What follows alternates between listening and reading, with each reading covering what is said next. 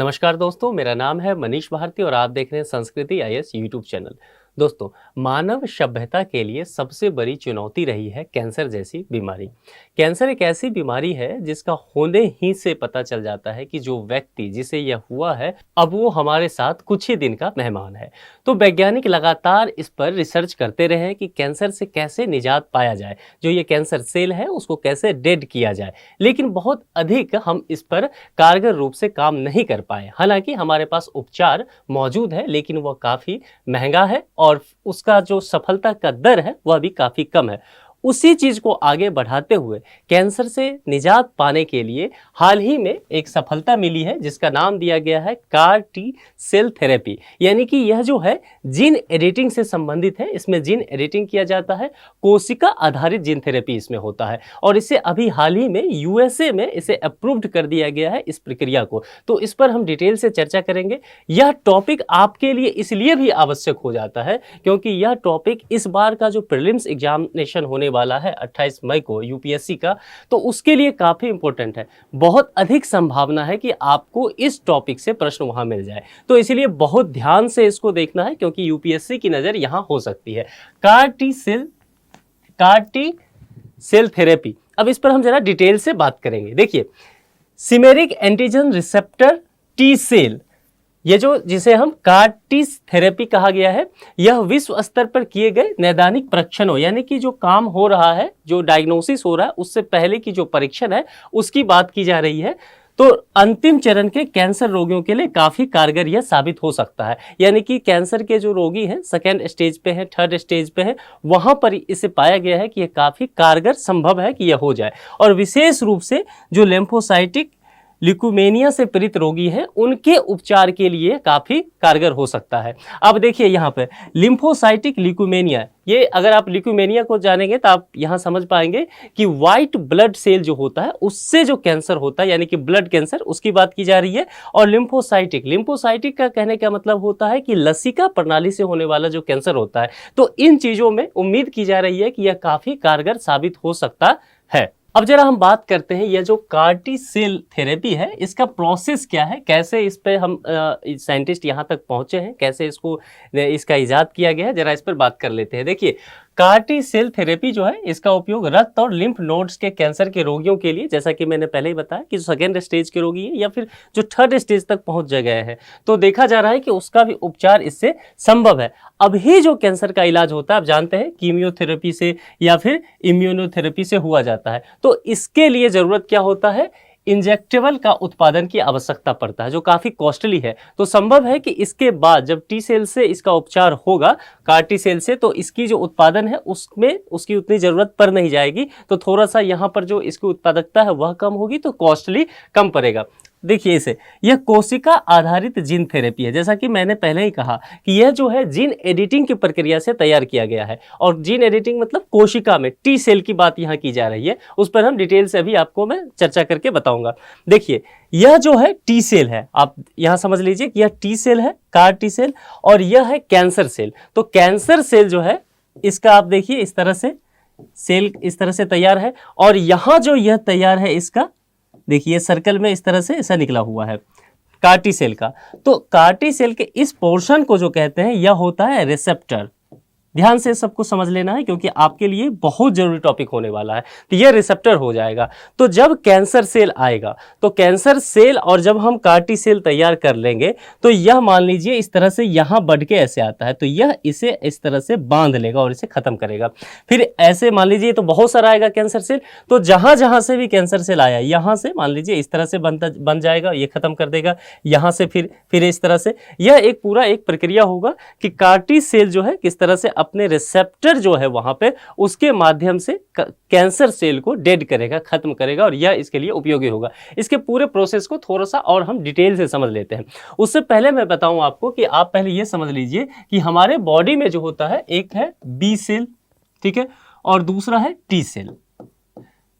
अब B cell और T cell का काम क्या होता है, जो हमारे इम्यूनिटी है इसको ये बूस्ट करती है, उसको इम्यूनिटी को बढ़ाने का काम करता है, इम्यूनिटी प्रोवाइड करता है। यहाँ पर बी सेल जो देखेंगे तो बी सेल क्या करता है, एंटीबॉडी क्रिएट करता है, ठीक है, ये एंटीबॉडी को क्रिएट करेगा, और टी सेल क्या करता है, इन्फेक्शन जहां हो रहा है मान लीजिए, तो इन्फेक्शन को ये क्या करेगा, खत्म करेगा। तो इस दोनों चीजों को समझ लीजिए। अब यहां पर जो हम चर्चा करने वाले हैं, जो कि कार्टी सेल की चर्चा करने वाले हैं, तो हम पूरी तरह से अपनी चर्चा को टी सेल तक रखने वाले हैं, ठीक है। अब यहां बाहर से कोई भी फॉरेन सेल आ रहा है, मान लीजिए कैंसर सेल ही है या कोई भी फॉरेन सेल आ रहा है, तो टी सेल को यह पता चल जाएगा कि ये जो आने वाला सेल है वो फॉरेन सेल है, एंटीजन है, तो उसके बाद वह वहां पे एक्टिव हो जाएगा, काम करना स्टार्ट कर देगा। अब वहां से फिर हम उस प्रोसेस को थोड़ा सा समझते हैं। देखिए, जैसा कि मैंने पहले कहा कि जैसे ही ये एक्टिव होगा तो यहां से इसे समझ में आ गया कि ये फॉरेन सेल है, कैंसर सेल। तो जैसे ही ये फॉरेन सेल आएगा, यहां पर इसका रिसेप्टर एक्टिव होगा और इसे खत्म कर देगा, इसे किल करेगा। तो यह एक प्रोसेस है, पूरी तरह से लेबोरेटरी में इस पूरे प्रोसेस को, कार्टी सेल को तैयार किया जाएगा। अब नॉर्मल क्या होता है कि मान लीजिए नॉर्मल हमारा एक है बॉडी सेल, ठीक है। अब बॉडी सेल क्या होता है, इसकी जो ग्रोथ होती है वो क्या होगा, नॉर्मल होगा, ठीक है। यानी कि आप ऐसा तो नहीं होता है कि आप रात में सोते हैं और सवेरे उठते हैं तो देखते हैं कि आपकी उंगली इतनी बढ़ गई है या नाक बढ़ गया, ऐसा नहीं होता है। जो ग्रोथ होता है वो एक सिस्टमैटिक वे में होता है। उस ग्रोथ का जो है वह नॉर्मल है, वो फिक्स्ड है कि सभी अंग जो हमारे हैं कितने ग्रोथ करेंगे एक नॉर्मल वे में। लेकिन कैंसर सेल की यहां बात करते हैं। कैंसर सेल जो होता है, इसका जो ग्रोथ होता है वह एबनॉर्मल होता है, यानी कि ग्रोथ पे जो होता है वो अनकंट्रोल्ड हो जाता है, ठीक है। यह ग्रोथ होगा, अनकंट्रोल होगा। अब जब ग्रोथ अनकंट्रोल होगा तो ट्यूमर क्रिएट हो जाएगा। यानी कि मैं अगर आपको यहां बताऊं, यहां देख लीजिए, मान लीजिए यह जो है बॉडी का स्किन है, ठीक है, यह बॉडी का स्किन हो गया और यहां पर ट्यूमर हो गया, तो ये इसे रख लीजिए कि यह ट्यूमर हो गया। मैं दूसरे कलर से आपको दिखाऊं तो यह ट्यूमर हो गया, और यहां अगर यह ट्यूमर है तो बॉडी के अंदर जो पार्ट्स हैं, टिश्यूज हैं, सेल यहां रख लीजिए, ये हो गया। तो जब आप इसे ट्यूमर हो गया तो इस ट्यूमर को हटाना पड़ेगा, इसका इलाज करना पड़ेगा। इसके लिए मान लीजिए यहां से कट करके हटाया जाएगा, ठीक है। इस ट्यूमर को यहां से कुछ कट किया जाएगा, इस पूरे पोर्शन को ये कट करके हटा दिया जाएगा, क्योंकि इसका इलाज तो ऐसा ही हो सकता है कैंसर का। तो चलिए यहां अगर मान लीजिए हाथ पे है तब तो इसे करके हम हटा दिए, बॉडी के किसी और पार्ट पे है तो इसे, इस जो ट्यूमर है इसको कट करके हटा देते हैं। लेकिन मान लीजिए कि यह ट्यूमर जो है वह ब्रेन में हो जाए, ठीक है, और ब्रेन में जो है ट्यूमर, चूंकि इसका जो ग्रोथ है कैंसर सेल का वह क्या हो रहा है, अनकंट्रोल्ड है, नॉर्मल वे में नहीं है, तो इसका ग्रोथ काफी ज्यादा हो गया इस ट्यूमर का ब्रेन में।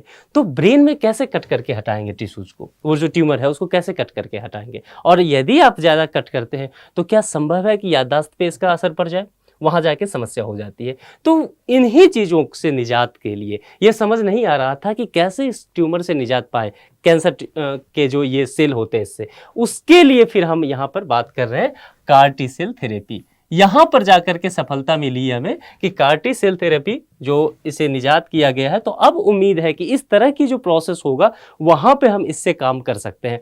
अब कैसे ये पूरा प्रोसेस होगा कार्टी सी, मुझे उम्मीद है कि आप सबसे पहले ये समझ गए होंगे कि बॉडी सेल, कैंसर सेल क्या होता है, ट्यूमर कहां से आएगा, क्यों कार्टी सेल की जरूरत है। तो अब हम आपको कार्टी सेल का पूरा प्रोसेस समझाते हैं कि कैसे क्या हो रहा है। मान लीजिए एक पेशेंट है, यह पेशेंट है, ठीक है, इसे जो है ऑलरेडी कैंसर से पीड़ित है ये, ठीक है। तो इसके बॉडी में कैंसर के सेल हैं, कार्टी सेल से इसका पूरा इलाज करना है, ठीक है। चलिए अब हम लोग इसका इलाज करते हैं। तो हमने क्या किया, इसके बॉडी से, इसी पेशेंट का ये हाथ है, ठीक है, इसके बॉडी से हमने क्या किया, टी सेल निकाल लिया। जैसा कि मैंने आपको पहले ही कहा था कि बॉडी में कौन कौन सा सेल होता है, एक बी सेल होता है, एक टी सेल होता है। तो हमें टी सेल की जरूरत है, हमारे लिए यूजफुल अभी यही है। तो हमने क्या किया, इसके बॉडी से हमने टी सेल निकाल लिया, ठीक है। अब जब हम टी सेल निकाल लेंगे पेशेंट के ही बॉडी से, ब्लड से, तो वहां पे जाकर के अब हमें लेबोरेटरी की आवश्यकता पड़ेगी। हम लैब में पहुंच गए टी सेल को लेकर के। लैब में जब यहां आएंगे तब यहां जीन एडिटिंग हमें करना पड़ेगा, और जीन एडिटिंग से क्या करेंगे हम, ये जो कार है यानी कि सिमेरिक एंटीजन रिसेप्टर, ये कार, इसे क्या करेंगे, जीन एडिटिंग करके टी सेल में इंजेक्ट कर देंगे, ठीक है। तो टी सेल में अब क्या आ गया, यह टी सेल क्या हो गया, कार टी सेल, क्योंकि हमने कार को इसमें इंजेक्ट कर दिया है। अब जब हम इंजेक्ट करेंगे तो देखिए यह टी सेल पहले से था, ये इंजेक्ट हो गया इसमें कार, अब यह कुछ इस तरह का हो गया। जैसा कि मैंने पहले कहा था कि यह जो पोर्शन होगा कार्टी सेल का, इसको क्या बोलेंगे, रिसेप्टर बोलेंगे, ठीक है। अब ये रिसेप्टर तैयार हो गया। अब रिसेप्टर हम एक दो तैयार तो करेंगे नहीं, ये पूरा कार्टी सेल, इसे हम बल्क में करेंगे, बहुत अधिक मात्रा में हम क्या करेंगे, कार्टी सेल को तैयार कर लेंगे। और जब इसको हम तैयार कर लिए हैं तो यहां पर काफी इसकी मात्रा हो गई। अब हम इसे क्या करेंगे, कार्टी सेल को, अब हमारे पास हमने टी लिया था पेशेंट के ब्लड से, वहां से जीन एडिटिंग करके कारus में डाल दिया, कार्टी सेल तैयार कर लिया, कार्टी सेल बहुत बड़ी मात्रा में हमने तैयार किया। अब हम उसे वापस से पेशेंट के बॉडी में डाल देंगे, कार्टी सेल को डाल देंगे। और कार्टी सेल जब हम डालेंगे तो मैंने आपको बताया था कि यह जो कैंसर सेल पहले से बॉडी में है, क्योंकि यह कैंसर से पीड़ित है, तो कैंसर सेल है, तो इसका जो एंटीजन है, तो कार्टी सेल को तुरंत पता चल जाएगा कि भाई यह जो है फॉरेन सेल है, इसे डेड करना जरूरी है, इसको किल करना है। तो यह क्या करेगा, यह जो कैंसर सेल है इसका जो देखिए यहां आएगा, इस अपने रिसेप्टर से इसको बांध लेगा, ठीक है। जहां जहां इसका है सब जगह ही अपने रिसेप्टर से बांधेगा, इधर भी अगर होगा यहां भी, सब जगह ही अपने रिसेप्टर से इसे बांधेगा और फिर इस पे अटैक करेगा। और देखिए किस तरह से ये किल हो रहा है, कैंसर जो सेल है वह टूट रहा है, बिखर के उसे किल करके डेड कर देगा। यह पूरा प्रोसेस इस तरह से चलता है और यह अभी हम लोगों ने इसको निजात किया गया है, इस पर काम किया गया है और देखा गया है कि इससे सफलता पाया जा सकता है यूएस में, तो इसे अप्रूव कर दिया गया है। तो यह मानव सभ्यता के लिए, कैंसर के इलाज के लिए काफी लाभदायक आगे चल के सिद्ध हो सकता है। यही सब बातें इसमें लिखा हुआ है, आप चाहे तो स्क्रीनशॉट ले सकते हैं। अब देखिए यह पहले जैसा कि मैंने बताया कि सेल लेवल पे होता है, कोशिका लेवल के जो है कैंसर के खिलाफ रोधगी की प्रतिरक्षा प्रणाली को सीधे सक्रिय कर देता है ये कार्टी सेल, और फिर उसे क्या होगा, उपचार अधिक प्रभावी हो जाएगा। इसीलिए इसको क्या बोलते हैं, जीवित औषधियां इसे हम बोलते हैं। देखिए यह प्रणालीगत चिकित्सा के अन्य रूपों की तुलना में उपचार को चिकित्सीय रूप से अधिक प्रभावशाली बनाता है। अगर मैं आपको एक बार शॉर्ट में फिर से कंक्लूजन दे दूं तो इसे आप समझ लीजिए, ये पेशेंट था, इस पेशेंट को जो है कैंसर से पीड़ित है, इसका हमने क्या किया, इसके बॉडी से ही ब्लड में जो टी सेल था, टी सेल लिया, टी सेल लेकर के हम इसका क्या किए, जीन एडिटिंग कर रहे हैं, जीन एडिटिंग करके क्या कर लिया हमने, इसमें इसमें ऐड कर दिया, तो ये कार्टी सेल हो गया। कार्टी सेल से क्या हो गया, अब इसका रिसेप्टर तैयार कर लिया हमने। फॉरेन सेल जो आ रहा है यानी कि कैंसर सेल, यह इसे पहचान जाएगा, यह क्या करेगा, अपने रिसेप्टर से इसको बांधेगा, बहुत सारा कार्टी सेल तैयार होगा, बहुत सारे कैंसर सेल जो होंगे उस सबको बांध करके क्या करेगा, इसको खत्म करेगा, तो डेथ ऑफ कैंसर सेल हो जाएगा। ये पूरा इसका कंक्लूजन है। मुझे उम्मीद है आप पूरी अच्छी तरह से समझ गए होंगे। देखिए ये सब तो अच्छी अच्छी बातें हो गई, काम भी इस पे चल रहा है, लेकिन इससे संबंधित कुछ चिंताएं भी हैं कार्टी सेल को लेकर के। तो क्या चिंताएं हैं, इतनी अच्छी टेक्नोलॉजी है, इतनी अच्छी जो बातें की जा रही है कि कैंसर के उपचार में इतना ये लाभदायक सिद्ध होगा, फिर क्या समस्याएं उत्पन्न आ रही है, जरा इस पे देख लेते हैं।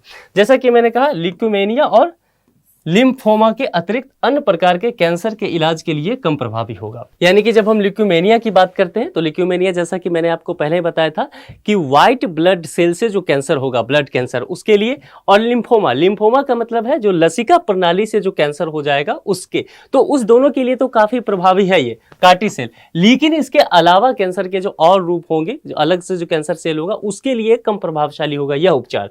यह जो है न्यूरोलॉजिकल साइड इफेक्ट्स पैदा कर सकता है इस इलाज से। कैसे, तो जैसे चक्कर आना, दौरा पड़ना, ये सब हो सकता है, धड़कन बढ़ सकता है, इससे एक अलग तरह की साइड इफेक्ट की समस्या आ जाएगी।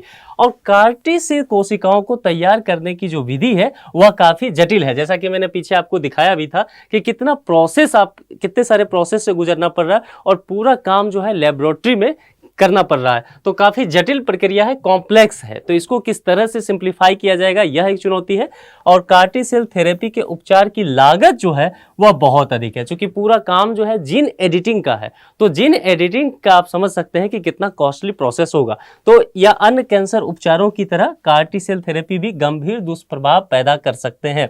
गंभीर दुष्प्रभाव कहने का मतलब है, जैसा कि मैंने आपको बताया था कि बॉडी में हमारे दो सेल हैं, तो बी सेल जो है बॉडी का, तो बी सेल क्या करता है, एंटीबॉडी का उत्पादन करता है। तो संभव है कि कार्टी सेल, अब हम टी सेल को लेकर के इसमें कार को ऐड किए, कार्टी सेल तो हमने तैयार कर लिया, ये इलाज तो तैयार कर लिया, अब इसका जब हम प्रयोग करते हैं तो संभव है दूसरा सेल जो बॉडी का है बी सेल, और बी सेल क्या कर रहा है, एंटीबॉडी तैयार कर रहा है, तो संभव है कि यह बी सेल को ही बड़े पैमाने पर डेड करना शुरू कर दे। यह भी पॉसिबल है। कैंसर सेल को तो डेड करेगा ही, संभव है बी सेल को डेड करना शुरू कर दे, तब जाकर के यहां पर समस्या आ जाती है। लेकिन बावजूद इसके हम एक उम्मीद की किरण कह सकते हैं कि जहां कैंसर से मरने वाली लोगों की संख्या विश्व भर में काफी अधिक है, और यह देखा जा रहा है कि कैंसर, आप जानते होंगे, किसी को हो गया तो वह लाइलाज जैसा हो जाता है। 2-4 साल, 5 साल, 10 साल जाते जाते वह व्यक्ति हमारे बीच से निकल जाता है। तो यह इलाज जो है कारगर साबित होगा, ऐसी उम्मीद की जा रही है। इस वीडियो में इतना ही, जल्द मिलते हैं।